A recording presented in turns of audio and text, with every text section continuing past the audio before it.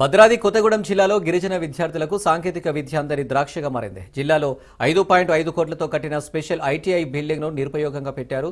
Maoist ప్రభావిత ప్రాంతాల్లోని students Naxals వైపు ఆకర్షించకుండా 7 ఏళ్ల కిందట జిల్లాకు కేంద్రం స్పెషల్ ఐటీఐని శాంక్షన్ చేసింది.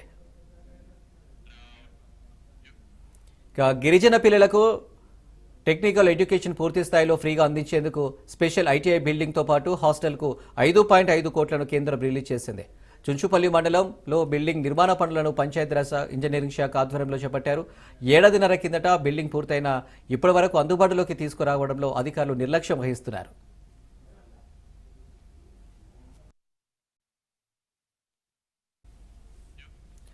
స్పెషల్ ఐటీఐ కాలేజ్ బిల్డింగ్తో పాటు ల్యాబ్లు, హాస్టల్ భవనాలను నిర్మించిన పంచాయతీరాజ్ ఆఫీసర్లు కాంపౌండ్ వాల్ నిర్మాణాన్ని మర్చిపోయారు. కరెంట్ సప్లై ఇవ్వలేదు. హాస్టల్ బిల్డింగ్ ముందు కందకాలు పూడ్చలేదు. కానీ బిల్డింగ్ పూర్తి అయినట్టుగా చెబుతూ హ్యాండ్ ఓవర్ చేసుకోవాలని కొత్తగూడెంలోని ఐటీఐ ప్రిన్సిపాల్పై ఒత్తిడి తెచ్చారు. పనులన్నీ పూర్తి చేస్తేనే హ్యాండ్ ఓవర్ చేసుకుంటానని ప్రిన్సిపాల్ ఖరాఖండిగా చెప్పారు. ఈ క్రమంలో కాలం గడుస్తుంది తప్ప క్లాసులు నిర్వహించేందుకు బిల్డింగ్ అందుబాటులోకి రావడం లేదు.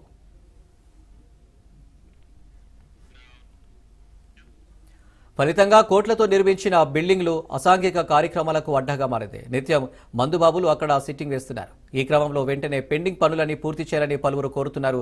ఇప్పుడు పనులు చేస్తేనే నెక్స్ట్ అడ్మిషన్లు చేసుకునే పరిస్థితి ఉంటుంది. కాగా అసంపూర్తి నిర్మాణంతో పాటు పోస్టుల శాంక్షన్ కోసం కొత్తగూడెం ఎమ్మెల్యే కూనంనేని సాంబశివరావు ఇటీవల రాష్ట్ర ప్రభుత్వం దృష్టికి తీసుకువెళ్లారు. కొత్తగూడెం జిల్లా చుంచుపల్లి ఏరియాలో గిరిజన బిడ్డలకి ఎక్స్క్లూజివ్ గా ఒక ఫ్రీ టెక్నికల్ ఎడ్యుకేషన్ ఇవ్వాలి అని చెప్పేసి కేంద్ర నిధులు సుమారు 5.5 కోట్లతో కేంద్రం 7 సంవత్సరాల కిందట ఆ టెక్నికల్ ఎడ్యుకేషన్ కి సంబంధించినటువంటి ఐటీఐని మంజూరు చేసి ఉన్నది. ఆ మంజూరు చేసినటువంటి ఐటీఐని 2 సంవత్సరాల కిందట పూర్తి చేసి ఉన్నారు. ఆ భవనాన్ని, పెద్ద భవనాన్ని గిరిజన బిడ్డలకి మొత్తం భవనం కంప్లీట్ అయిపోయినా ఇప్పటి వరకు కూడా అది ప్రారంభోత్సవానికి నోచుకోలేదు. ఒక పక్క గిరిజన బిడ్డల రోజువారీ పరిస్థితులు దయనీయంగా ఉన్నాయి అని చెప్పేసి వాళ్ళు రకరకాల అయినటువంటి పరిస్థితులలోకి వెళ్ళిపోతా ఉన్నారు. ఏజెన్సీ ప్రాంతం కనుక కానీ కేంద్రం ఒక సదుద్దేశంతో ప్రారంభోత్సవానికి చేసినటువంటి ఈ బిల్డింగ్ ని ఇప్పటి వరకు నోచుకోకపోవడం వల్ల ఒక పక్క వాళ్ళు ఈ టెక్నికల్ ఎడ్యుకేషన్ అందుకోలేక రోజువారు కూలీలుగా మిగిలిపోతా ఉన్నారు. ఇప్పటికైనా కానీ ఇక్కడ ఉన్నటువంటి శాఖ అధికారులు కళ్ళు తెరిచి గిరిజన బిడ్డల కోసం.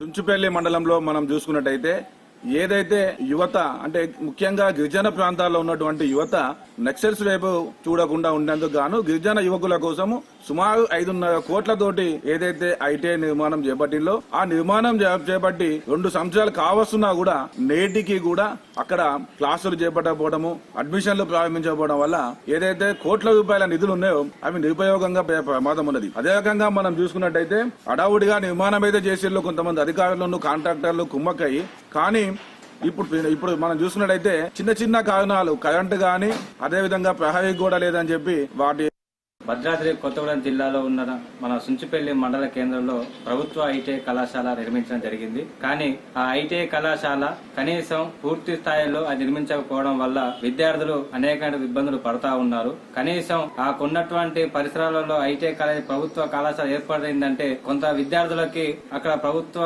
ఐటీఐ కళాశాలలో జాయిన్ అయ్యి ఐటీఐ కళాశాలలో చదువుకునే అవకాశం ఉంటుంది. కానీ ఇప్పటి వరకు అధికారులు పర్యవేక్షణ లేదు. ఐటీఐ కాలేజ్ నిర్మించినా గానీ అది కనీసం పూర్తి స్థాయిలో నిర్మించినటువంటి పరిస్థితి ఈ రోజు మనం చూస్తా ఉన్నాము. ప్రైవేటు ఐటీఐ కళాశాలల్లో కనీసం వేల ఫీజులు వసూలు చేస్తా ఉన్నారు. మినిమం ఒక ఐటీఐ కళాశాల ఒక స్టూడెంట్ కి మినిమం సంవత్సరానికి 2 సంవత్సరాలు కలిపి 60,000 ఫీజు వసూలు చేస్తా ఉన్నారు. జిల్లాలో ప్రభుత్వ ఐటీఐ కళాశాల ఉంటాయి. విద్యార్థులకి ఏజెన్సీ ప్రాంతం అయినటువంటి గిరిజనులు ఉంటారు. ఇక్కడ ఉన్నటువంటి రెక్కాడితే డొక్కాని పేద ప్రజలు విద్యార్థులు ఇక్కడ చదువుకుంటా ఉంటే కనీసం అక్కడ ఐటీఐ కళాశాల అభివృద్ధి కోసం నిధులు కేటాయించినప్పటికీ కనీసం ఇప్పటిదాకా అభివృద్ధి చేయడం పరిస్థితి ఈరోజు మనం చూస్తా ఉన్నాం. తక్షణమే అధికారులు స్పందించి ఆ ఒక ఐటీఐ కళాశాల అభివృద్ధి చేయాలి.